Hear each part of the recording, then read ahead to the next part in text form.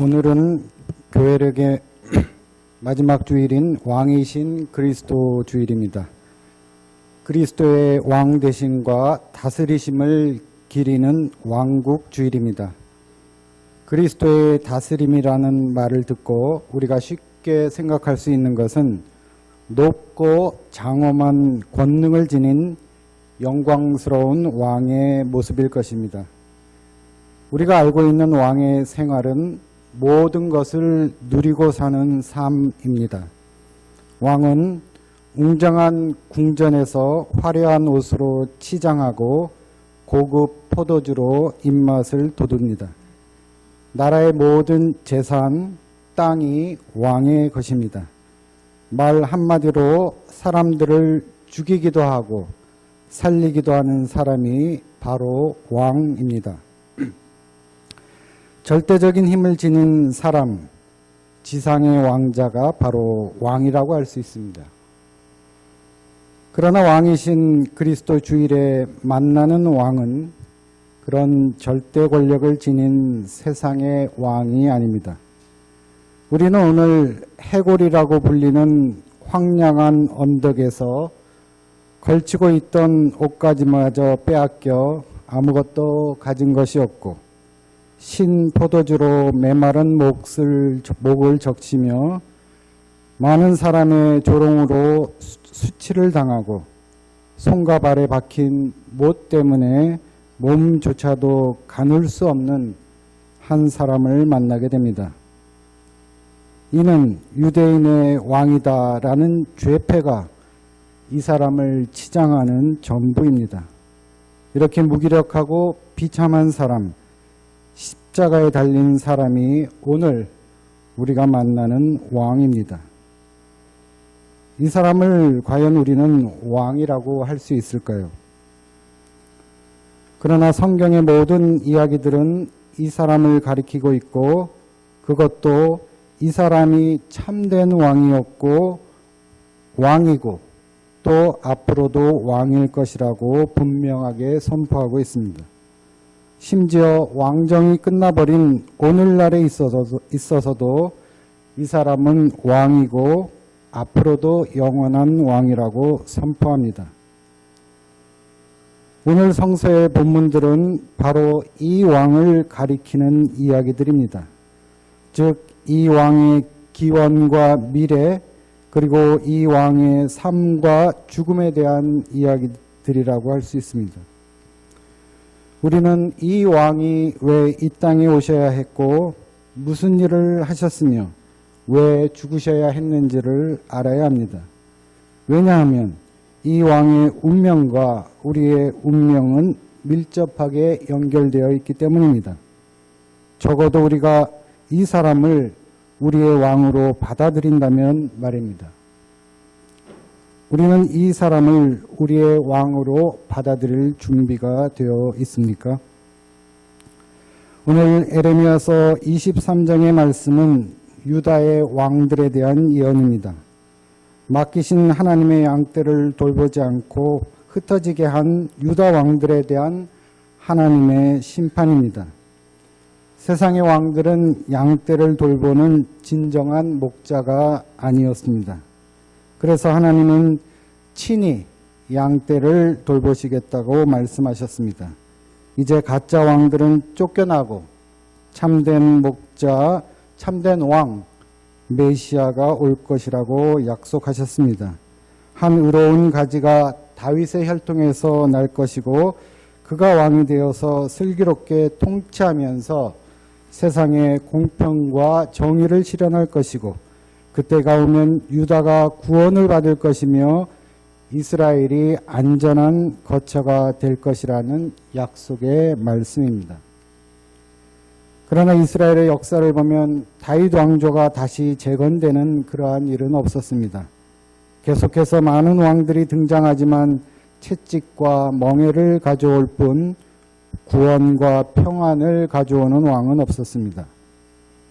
인간의 힘으로 세상 왕의 힘으로는 구원과 평안이 불가능하기 때문입니다.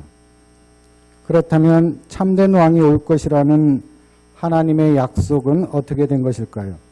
하나님께서 예레미야를 통해 말씀하신 다윗에게서 돋아날 의로운 가지는 어떻게 된 것일까요? 하나님은 신실하신 분이십니다. 하나님의 변치 않으심으로 인해 인간의 미래는 열리며 인간은 하나님의 약속이 이루어질 때를 기다릴 수 있게 됩니다. 예레미야서의 이 말씀은 하나님의 신실하심과 자비에 기대어서 장차 오실 참된 왕 메시아의 강림을 간절히 소망하는 말씀입니다. 그러면 이 예언의 말씀은 언제 어떻게 실현되었나요? 참된 왕 메시아는 과연 어떤 분이고 어떤 일을 행하셨나요? 오늘 골로새서의 말씀은 이 참된 왕 메시아가 어떤 분이신가를 잘 말해주고 있습니다. 예수 그리스도께서 이 땅에 오심으로 마침내 하나님의 약속은 이루어지게 됩니다. 하나님이 약속하신 구원과 평안이 이제 이 땅에 오신 예수 그리스도를 통해 이루어지게 된 것입니다. 그러므로 우리가 참된 그리스도인으로 성장하려면 예수 그리스도가 어떤 분이신가를 분명히 알아야 합니다. 다시 말해 예수 그리스도를 우리의 왕으로 받아들일 준비를 해야 합니다.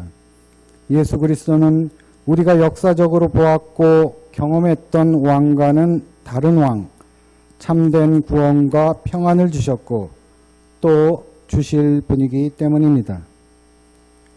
우리가 그리스도인으로서 합당하게 살아가려면 지혜와 능력과 인내와 감사가 커지려면 무엇보다도 우리는 예수 그리스도의 중심성과 우위성을 알아야 합니다. 한마디로 기독교는 예수 그리스도에 관한 것입니다. 우리가 읽은 골로새서 1장 15절에서 20절은 그리스도에 대한 찬양시인데 이 찬양시는 예수 그리스도에 대해 그리고 그분 안에서 그분을 통해 하나님께서 하신 일에 대해서 세 가지를 알려주고 있습니다. 첫째, 우리는 예수님을 바라봄으로써 하나님이 누구신지를 발견하게 됩니다. 예수님은 보이지 않는 하나님의 형상이십니다. 우리가 예수님을 보면 볼수록 참 하나님은 완전하게 자신을 내주신 사랑의 하나님임을 더 많이 깨닫게 됩니다. 예수님은 우리를 위해 모든 것을 내어주신 분이기 때문입니다. 둘째, 예수님은 옛 세상과 새 세상, 창조세계와 새로운 창조세계의 조화를 이루신 분입니다. 이 찬양시는 온 창조세계가 맨 처음 예수 그리스도를 통해 그분을 위해 만들어졌다고 대담하게 말합니다. 세상의 풍성하고 너그러운 아름다움에 우리가 감탄을 하게 된다면 그것은 예수님 때문입니다. 그러나 다른 한편 세상은 죽음으로 요약되는 악과 추로 가득 차 있기도 합니다. 그러나 원래 창조의 의도는 그렇지 않았고 그것은 인간의 타락과 죄 때문에 벌어진 하나님과 인간 사이의 틈이라고 할 수 있습니다. 살아계신 하나님은 지금 악하고 타락한 세상을 치유하기 위해 예수님을 통해 그 일을 하고 계십니다. 즉 세상은 먼저 예수님을 통해 지어졌고 이제 같은 예수님을 통해 구원을 받게 됩니다.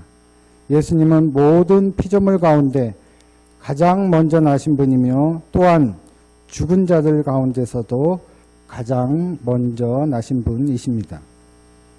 셋째, 예수님은 복음이 제시하는 진정한 인간다움의 원형이십니다. 그분은 몸인 교회의 머리이십니다. 하나님은 예수님이 당한 잔인한 죽음을 통해 우리의 죄를 용서하셨고 우리에게 평화를 주셨습니다. 무엇보다도 예수님을 통해 지금 새 창조가 시작되었습니다. 예수님은 이 모든 것을 통해 그분 안에서 우리가 진정한 인간다움이 의미하는 것을 발견하도록 하셨습니다. 인간과 하나님 사이를 끊어지게 했던 모든 악의와 적대감이 예수님이 십자가에 달리실 때 절정에 이르렀습니다. 그러나 그 모든 악의와 적대감을 전복시킨 것이 또한 십자가입니다. 예수님은 진정한 하나님과 진정한 인간성이 만나는 곳에 계셨고 또 지금도 계십니다. 참된 인간성은 이제 예수 그리스도를 통해 우리 속에서도 드러나게 되었습니다. 참된 인간이 되는 것이 우리의 사명입니다. 이처럼 예수 그리스도는 태초부터 이미 창세 이전에 하나님의 형상이요 먼저 나신 분으로, 다시 말하자면 궁극적으로 인간을 그 목표로 하는 하나님의 사랑의 운동을 표현하신 분이십니다. 따라서 우리는 하나님을 하나님의 폐쇄성 자체 속에서 인식할 수 없으며 오히려 그의 형상화 과정, 즉 아들과 아들을 통한 창조된 세계 만물을 통해서 하나님을 인식할 수 있습니다. 이러한 하나님의 행위는 세계에 대해서 절대적으로 예정되어 있는 것입니다. 따라서 세계 내의 모든 사랑의 행위는 하나님과 그의 형상, 즉 아버지와 먼저 나신 아들 사이에서 살아 움직이는 세계 이전부터 존재한 하나님의 사랑하심의 발현이라고 우리는 생각할 수 있습니다. 따라서 그것은 세계가 그 자신의 근원과 목표의 빛 안에서 살펴볼 때 무의미한 것이 아니며 오히려 하나님의 사랑의 의지에 의해 유지되고 있다는 것을 뜻합니다. 그러므로 그리스도는 우리 삶 일반에 그 의미를 부여하는 주님이 되십니다. 우리는 예수 그리스도를 통해 우리의 삶에 참된 의미를 찾을 수가 있습니다. 그러나 앞에서도 말씀드렸듯이 우리는 막상 복음서에서 만나는 예수님의 모습을 보게 되면 왕 되신 예수님을 쉽게 인정할 수 없습니다. 어떻게 십자가에 못 박힌 비참한 한 유대인이 세상의 주 왕일 수 있을까 하는 의심을 떨칠 수가 없습니다. 세상의 왕과는 너무나도 다른 모습이기 때문입니다. 그러면 우리는 어떤 점에서 예수가 세상의 왕과는 다른, 아니 세상의 왕을 능가하는 참된 왕이라고 고백할 수 있을까요? 오늘 누가복음에서 보게 되는 십자가에 달린 왕은 어떤 권세와 능력을 보여주고 계신가요? 십자가형은 기원전 6세기부터 서기 337년 콘스탄티누스가 금지하기까지 로마 제국의 일반적인 사형 방식이었다고 합니다. 너무 잔인해서 로마인들에게는 시행하지 않고 이방인 범죄자들, 노예들에게 가해진 형벌이라고 합니다. 그런 형벌을 메시아, 즉 하나님의 아들인 예수님이 받고 있는 것입니다. 사람들은 예수를 비웃고 조롱했습니다. 백성들은 예수의 처형을 서서 바라보고 있었고 지도자들은 비웃었습니다. 이자가 남을 구원하였으니 정말 그가 택하심을 받은 분이라면 자기나 구원하라지. 군인들은 예수께 신 포도주를 주었습니다. 이 포도주는 가난한 사람들이 마시는 보통의 포도주였습니다. 예수와 함께 달린 죄수 중 한 명은 너는 그리스도가 아니냐, 너와 우리를 구원하여라 하며 예수를 모독했습니다. 조롱과 멸시가 예수의 십자가를 둘러싸고 있어서 어디서도 예수의 왕되심을 찾아볼 수가 없었습니다. 사탄은 처음에 예수님을 시험했듯이 마지막에도 스스로를 구원하여 하나님의 아들됨을 입증해 보라며 예수님을 시험하고 있었습니다. 인류의 운명은 어쩌면 예수님의 이 마지막 시험에 달려 있었습니다. 예수께서 이 시험을 이겨내지 못한다면 인류의 구원과 평화는 영원히 이루어지지 못할 것이기 때문입니다. 예수님은 자신의 구원을 포기하심으로 인류 구원의 사명을 완수하셨습니다. 예수님께서는 십자가에 달린 왕으로서의 사명을 완성하셨습니다. 이제 새 창조의 시간이 온 인류에게 선물로 주어졌습니다. 그리스도 안에서 누구든지 새로운 피조물이 될 수 있는 길이 열린 것입니다. 예수님은 인간과 모든 만물을 새롭게 창조하시는 새 창조의 왕이 되신 것입니다. 그것은 오직 십자가에 달린 왕만이 행사할 수 있는 능력이요 권세인 것입니다. 이 십자가에 달린 왕이 우리에게 보여주신 권능은 용서와 화해의 능력이었습니다. 예수님 자신을 십자가에 못 박고 조롱하는 모든 사람들을 위해서 아버지, 저 사람을 용서하여 주십시오. 저 사람들은 자기네가 무슨 일을 하는지를 알지 못합니다. 라고 변호해 주셨습니다. 악행이 여전히 진행 중인데도 먼저 그 악행을 용서하심으로 악행의 효력을 무력화시키셨습니다. 그리고 하나님과 인간의 갈라진 틈을 예수 그리스도 자신의 몸으로 메우심으로 하나님과 인간을 화해시키셨습니다. 이제 인간은 예수 그리스도를 딛고서 하나님 앞으로 나아갈 수 있게 되었습니다. 마지막 순간에 예수님, 주님이 주님의 나라에 들어가실 때 나를 기억해 주십시오라는 또 다른 죄수의 요청에 예수님은 너는 오늘 나와 함께 낙원에 있을 것이다 라고 응답하셨습니다. 예수님이 강조하여 사용한 이 오늘이란 말은 예수님의 십자가 처형일을 말하는 것이 아니라 예수님에 의해 시작된 메시아적 구원이 시작되는 날을 가리킵니다. 이는 인간과 하나님을 화해시킬 수 있는 하늘과 땅의 왕만이 할 수 있는 진정한 권능이었습니다. 사람들이 예수님을 조롱하기 위해 머리 위에 유대인의 왕이라고 써서 붙여놓았지만 예수님은 진정한 유대인의 왕 메시아였던 것입니다. 사람들의 멸시와 조롱을 예수님은 진실과 진리로 뒤바꿔 놓으셨던 것입니다. 마찬가지로 폭력적인 세상의 왕권을 전복시킴으로 세상을 섬기는 평화의 왕으로서의 진정한 왕의 모습을 보여주셨습니다. 폭력을 행사하는 사람은 용서할 수 없어도 폭력을 당한 사람은 용서할 수 있습니다. 폭력의 순환고리를 끊을 수 있는 것은 용서입니다. 용서는 참으로 힘 있는 자가 할 수 있는 권세입니다. 그리고 이 용서의 힘은 하나님으로부터 비롯되는 힘이기도 합니다. 이제 오늘로써 교회력이 끝나고 다음 주일부터는 새로운 교회력이 시작됩니다. 우리는 용서와 화해의 왕으로 오신 예수님을 바라보면서 다시 우리의 삶의 자리를 살펴봐야 할 것입니다.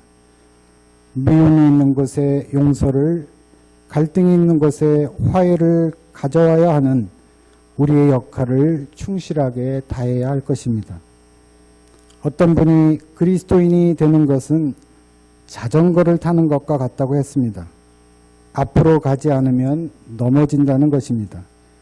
그리스도인으로 앞으로 가는 일은 그리스도 안에서, 그 왕 안에서 앞으로 나아가는 것, 그 이상도 이하도 아닙니다.